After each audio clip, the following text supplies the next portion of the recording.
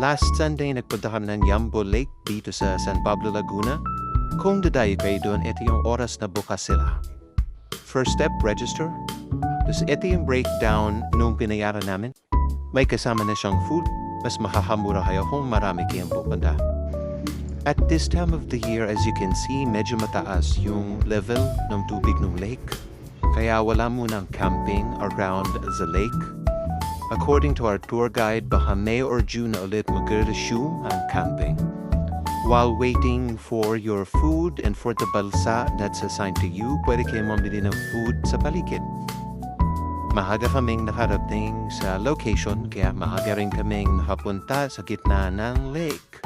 Tapos ito yung food na kasama dun sa binayaran namin. So we have fish, may pork chop, may pako salad, may kanina, may plastic. At may pritong okoy. Yan yung kasama sa binayaran namin. Ito yung time na umalis na kami doon sa entrance ng lake at papunta na kami sa gitna. Tignan nyo naman kung gaano kagandang paligid ng lake. Maganda yung timing na nagpunta kami kasi hindi masyadong mainit, makulimlim lang siya, pero hindi naman umulan, umambon lang ng konti. This is one of the activities. This is the first stop.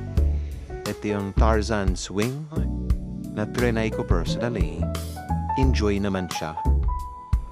Pwede ka magpaulit-ulit ng talon hanggang gusto mo, hanggang buhay ka.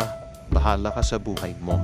Kung hindi ka marunong maglangoy, of course, it's recommended that you wear a life jacket para mabuhay ka pa after ng Tarzan mo dyan. Please watch out for part 2 for the other activities. Ito, ganda-gandahan lang ako dito. Thank you so much for watching. Bye!